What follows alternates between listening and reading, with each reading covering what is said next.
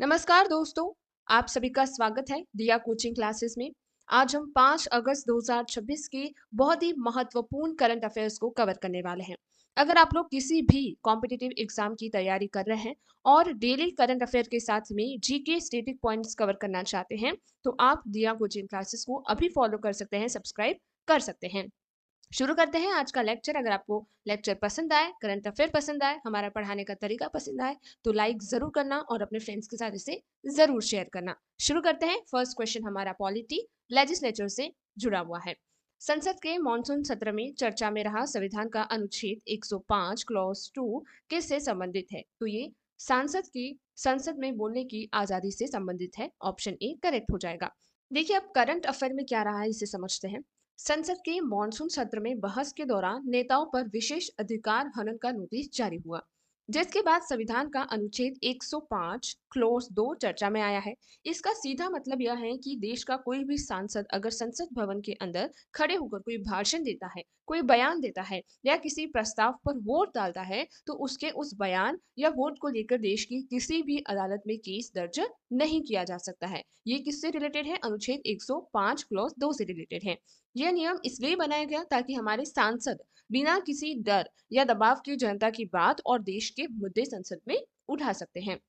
इसके रिलेटेड कई सारे जीके पॉइंट्स है जिसे हम समझते हैं, क्योंकि क्वेश्चन यहाँ से बन सकता है। तो संविधान का अनुच्छेद 105 जो है हमारे संसद और सांसदों को मिलने वाली विशेष अधिकारों और उनकी शक्तियों से संबंधित है। वहीं जो हमारा अनुच्छेद 194 है वो राज्यों के विधानसभा और विधायकों को यही कानूनी सुरक्षा देता है। तो आप देखेंगे संसद में तो 105 अनुच्छेद से ये शक्ति मिलती है, वहीं राज्यों को ये जो शक्ति है वो 194 अनुच्छेद से दी जाती है।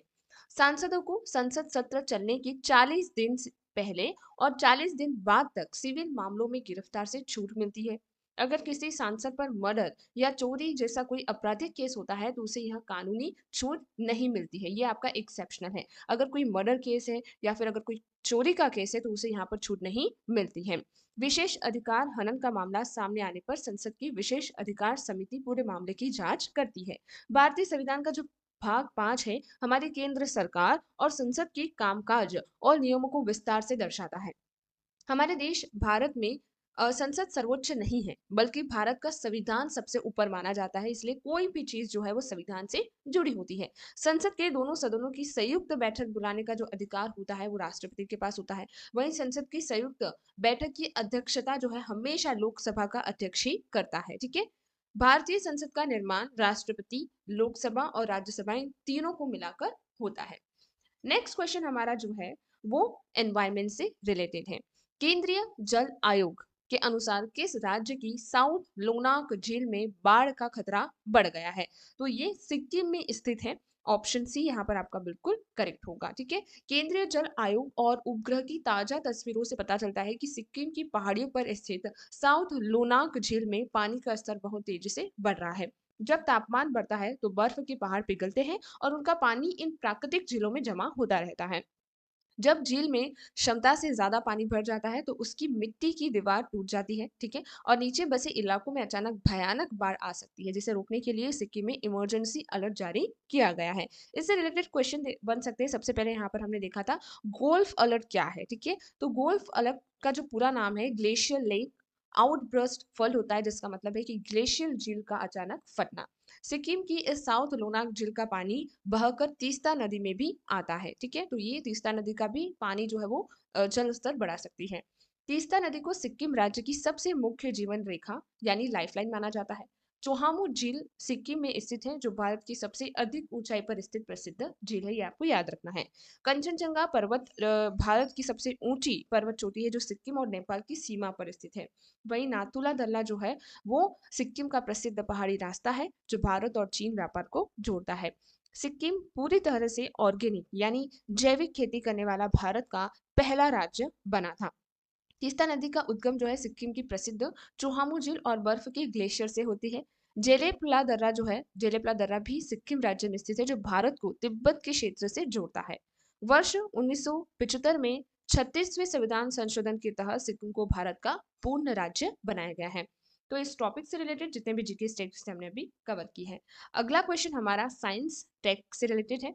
भारतीय वायुसेना ने रूस से मिली S-400 ट्रिम्प मिसाइल सिस्टम की कौन सी नई रेजिमेंट को तैनात किया है? तो उन्होंने फिफ्थ जो ट्राइम्स है और स्क्वाड्रन है उसको यहाँ पर तैनात किया है, रेजिमेंट को तैनात किया है। ऑप्शन सी बिल्कुल करेक्ट हो जाएगा। भारतीय वायुसेना ने चीन और पाकिस्तान से लगी सीमाओं पर सुरक्षा को भेद बनाने के लिए रूस में सीमा S-400 मिसाइल डिफेंस सिस्टम की पांचवी और अंतिम स्क्वाड्रन को पूरी तरह से तैनात और एक्टिवेट कर दिया है। यह एक ऐसा मिसाइल रक्षा कवच है जो हवा में ही दुश्मन के लड़ाकू विमानों, ड्रोन, मिसाइलों को ट्रैक करके उन्हें नष्ट कर देता है। भारत ने रूस के साथ 5 स्क्वाड्रन खरीदने का सौदा किया था और अब वह पांचवी यूनिट भी सीमा पर तैनात होकर चालू हो चुकी है।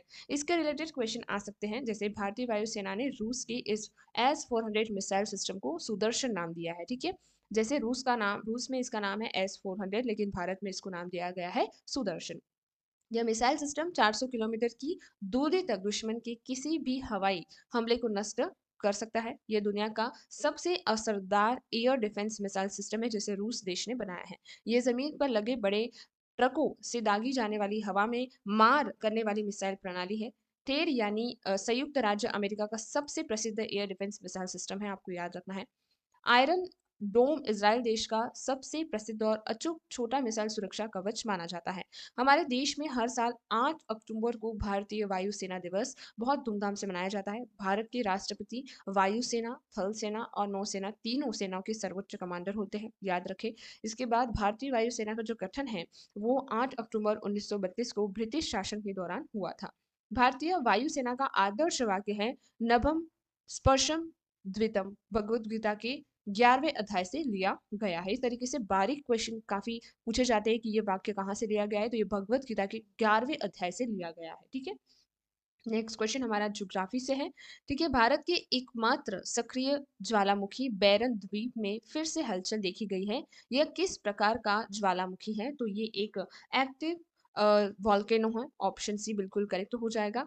ठीक है, अंडमान सागर में स्थित भारत के अकेले सक्रिय ज्वालामुखी बैरन आइलैंड पर वैज्ञानिक ने पिछले 24 घंटों में अंदरूनी हलचल और कंपन रिकॉर्ड किया है। समुद्र के नीचे टेक्टोनिक प्लेटों के आपस में खिसकने के कारण ज्वालामुखी के अंदर से धुआं और कीचड़ बाहर निकल रहा है। इस भूखभरी बदलाव पर वैज्ञानिक उपग्रहों के जरिए 24 घंटे नजर रख रहे हैं। देखिए, बैरन द्वीप अंडमान सागर की पोर्ट ब्लेयर से लगभग 138 किलोमीटर की दूरी पर स्थित है। बेरन द्वीप पूरे भारत की नहीं बल्कि दक्षिण एशिया का अकेला चालू और सक्रिय ज्वालामुखी है। अंडमान में स्थित नारकोडन द्वीप भारत का एक प्रस्तूप यानी लंबे समय से सोया हुआ ज्वालामुखी है।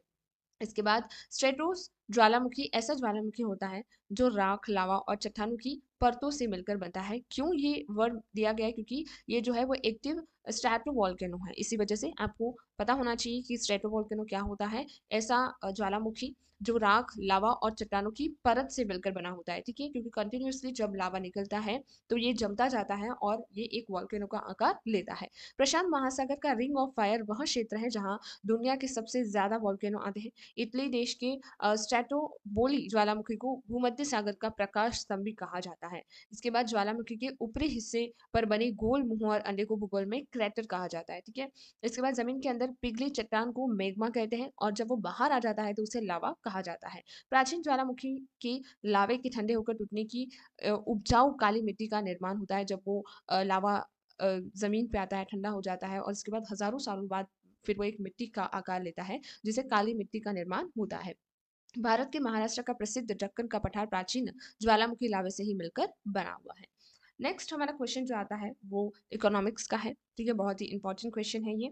आरबीआई के ताजा आंकड़ों के अनुसार अगस्त 2026 में भारत का कुल विदेशी मुद्रा भंडार कितने डॉलर के रिकॉर्ड स्तर पर पहुंच गया है? तो ये 682 बिलियन डॉलर तक पहुंच चुका है। ऑप्शन सी आपका बिल्कुल करेक्ट हो जाएगा। भारतीय रिजर्व बैंक आरबीआई द्वारा जारी नए आंकड़ों के अनुसार भारत का कुल विदेशी जो हमारा मुद्रा भंडार है वो 682 हजार बिलियन डॉलर हो चुका है। ठीक है, के सर्वकालीन रिकॉर्ड स्तर पर पहुंच गया है। हजार नहीं, सॉरी, 682 बिलियन डॉलर पहुंच चुका है। भारतीय अर्थव्यवस्था में विदेशी निवेशकों का भरोसा बढ़ने, देश में विदेशी पूंजी आने और विदेशी व्यापार सुधरने के कारण यह ऐतिहासिक बढ़ोतरी हुई है। मजबूत फॉरेन भंडार होने से देश की करेंसी रुपया मजबूत रहती है और संकट के समय बाहर से सामान जैसे कच्चा तेल खरीदने में मदद मिलती है। अगला हम देखते हैं जो कि स्टैटिक पॉइंट जो इससे जुड़े हुए हैं। भारत के विदेशी मुद्रा भंडार का पूरा प्रबंधन और देखरेख कौन करता है? आरबीआई करती है। इसमें विदेशी करेंसी, सोना, विशेष आहरण अधिकार और आईएमएफ के पास पैसा जमा शामिल होता है। विदेशी मुद्रा भंडार में सबसे बड़ा हिस्सा जो है विदेशी मुद्रा परिसंपत्ति का होता है। एसडीआर यानी स्पेशल ड्राइंग राइट्स अंतर्राष्ट्रीय मुद्रा कोष की वर्चुअल करेंसी है जिसे पेपर गोल्ड भी कहते हैं। विदेशी मुद्रा भंडार के मामले में आज भारत दुनिया के टॉप 5 देशों की सूची में शामिल है। पूरी दुनिया में सबसे ज्यादा विदेशी मुद्रा भंडार इस समय चीन देश के पास मौजूद है। 1991 के आर्थिक संकट के समय भारत के पास केवल 2 हफ्ते का सामान खरीदने जितना फॉरेन बचा था।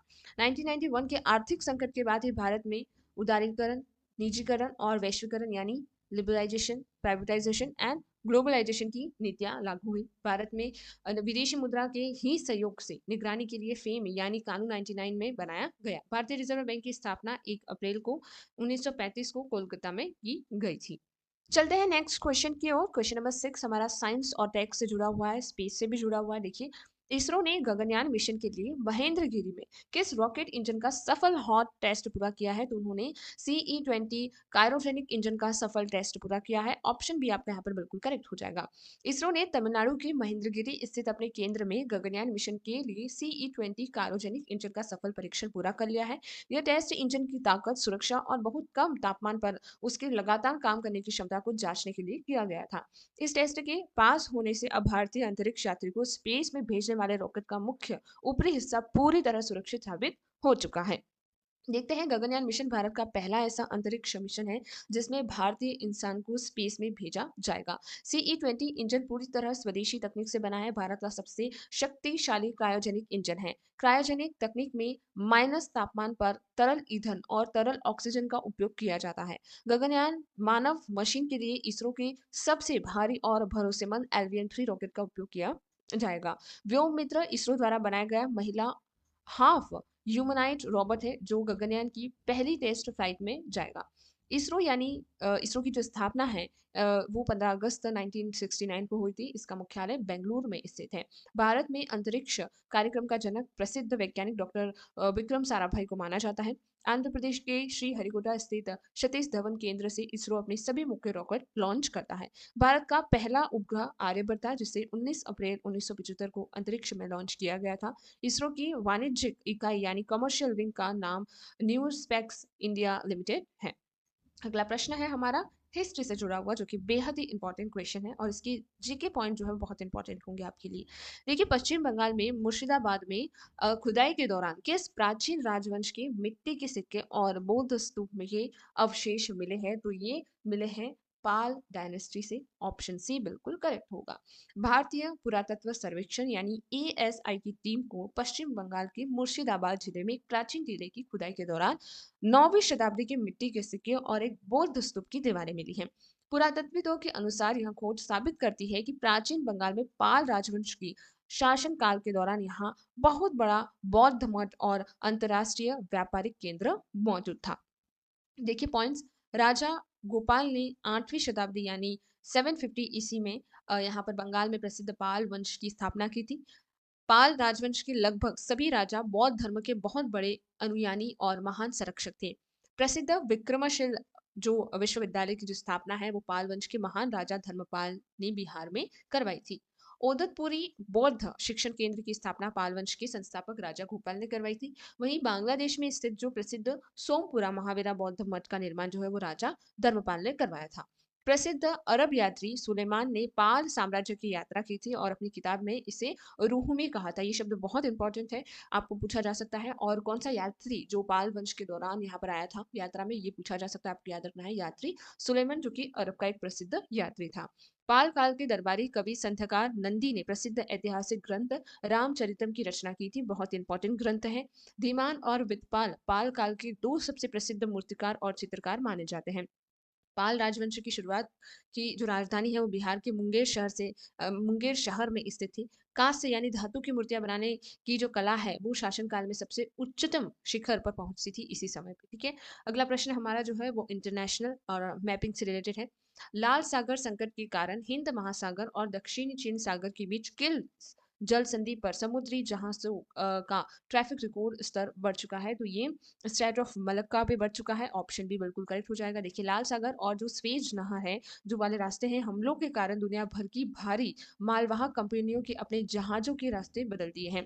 अब जहाज अफ्रीका का लंबा चक्कर लगाकर एशिया आ रहे हैं, जिसकी वजह से हिंद महासागर को दक्षिणी चीन सागर से जोड़ने वाली मलक्का संधि पर जहाजों का ट्रैफिक अपने इतिहास की सबसे उच्चतम स्तर पर पहुंच गया है। अत्यधिक भीड़ होने के कारण समुद्री सुरक्षा और ट्रैफिक मैनेजमेंट को लेकर अंतर्राष्ट्रीय स्तर पर बैठक बुलाई जा रही है। इससे रिलेटेड बहुत ही इंपॉर्टेंट टॉपिक है। देखिए, मलक्का जल संधि अंडमान सागर यानी हिंद महासागर को दक्षिणी चीन सागर से जोड़ती है। ये इंपॉर्टेंट पॉइंट है। यह जल संधि मलेशिया देश और इंडोनेशिया के सुमत्रा द्वीप के बीच में स्थित एक सकरा समुद्री रास्ता है। आपको मैप में दिखा दिया जाएगा। दुनिया के कुल समुद्री व्यापक का लगभग 25% जो सामान है इसी अकेले रास्ते से होकर गुजरता है। चीन, जापान, दक्षिण कोरिया अपनी जरूरत का 80% कच्चा तेल इसी रास्ते से मंगवाते हैं। सिंगापुर बंदरगाह जो मलक्का जलसंधि के मुहारे पर बसा हुआ दुनिया का सबसे बड़ा ट्रैफिक पोर्ट है। सुंडा जलसंधि इंडोनेशिया देश के जावा सुमत्रा द्वीप के बीच स्थित एक समुद्री जलसंधि है। देखिए, आपको याद रखना है कि सुंडा जलसंधि किन दोनों देश के बीच में, तो ये इंडोनेशिया देश के जावा द्वीप और सुमत्रा द्वीप के बीच में स्थित है। इसके बाद लोम्बोक जल संधि इंडोनेशिया के बाली और लोम्बोको द्वीप के बीच स्थित गहरे पानी का समुद्री मार्ग है। भूगोल में चौक पॉइंट समुद्र की उस पतले रास्ते को कहते हैं जहां जहाजों का निकलना मजबूरी होती है। ठीक है, वो चौक पॉइंट होता है जहां पर वो निकलता है। मलक्का जल संधि को हिंद महासागर और प्रशांत महासागर के बीच का एक प्रमुख प्रवेश द्वार माना जाता है। स्वेज नहर मिस्र देश की सब में स्थित जो भूमध्य सागर को सीधे लाल सागर से जोड़ने का काम करती है। बहुत ही मुख्य जल संधि है। अगला प्रश्न हमारा एनवायरमेंट से है। वैज्ञानिक ने पश्चिम घाट केरल के साइलेंट वैली इलाके से लेस्टिस पैलोटी नाम की नई प्रजाति खोजी है। यह कौन सा जीव है? तो यह एक पतंगा यानी दामिनी है। ठीक है, डैम सेल्फी है ये। देखिए, पर्यावरण वैज्ञानिकों की टीम ने केरला के साइलेंट वैली नेशनल पार्क से उड़ने वाले कीड़ों की एक बिल्कुल नई और सुंदर प्रजाति खोजी है जिसे लेस्टिस पैलोटी नाम दिया गया है। यह जीव डैमसेल फ्लाई परिवार के संबंधित है, जो दिखने में ड्रैगन फ्लाई जैसी होती है लेकिन आकार में थोड़ी छोटी और पतली होती है। वैज्ञानिक पत्रिकाओं में इसे आधिकारिक रूप से पंजीकृत कर लिया गया है और ये साबित करता है कि भारत में पश्चिम घाट में आज भी अनोखे जीव जंतु मौजूद हैं। साइलेंट वैली कहाँ पर है? ये नेशनल पार्क है केरल राज्य के पालकंदा जिले में स्थित एक बेहद प्रसिद्ध राष्ट्रीय उद्यान है। इस घने जल में झिंगुरों की आवाज न होने के कारण ही इसे शांत घाटी यानी साइलेंट वैली कहा जाता है। कुर्थी नदी जो है साइलेंट वैली की घने जंगलों के बीच होकर बहने वाली मुख्य और बेहद साफ पानी की नदी है। इस प्रकार के क्वेश्चन जो है वो हमेशा पूछे जाते हैं कि कौन सी नदी जो है वो साइलेंट वैली से होकर गुजरती है, या फिर साइलेंट वैली किस नदी के ऊपर जो है या फिर पास में स्थित है। तो आपको याद रखना है कुंती नदी। ठीक है, इसे साइलेंट वैली क्यों कहा जाता है? ये फैक्ट है क्योंकि वहां पर जिंगुरू की आवाज नहीं होती है। लाइन टेल मकाऊ यानी शेर जैसी पूंछ वाले जो दुर्लभ बंदर मुख्य रूप से इसी साइलेंट वैली में पाए जाते हैं। सेव साइलेंट वैली आंदोलन कुंती नदी पर बनने वाले बांध से जंगल को बचाने के लिए 1970 में चलाया गया था। आपको याद रखना है। विज्ञान की ओडोनाट शाखा के अंतर्गत ड्रैगन फ्लाइट और डैम्सले फाइल का वैज्ञानिक अध्ययन किया जाता है। भारत का पश्चिम घाट क्षेत्र पूरी तरह से 36 प्रमुख जैव विविधता हॉटस्पॉट्स में से एक है।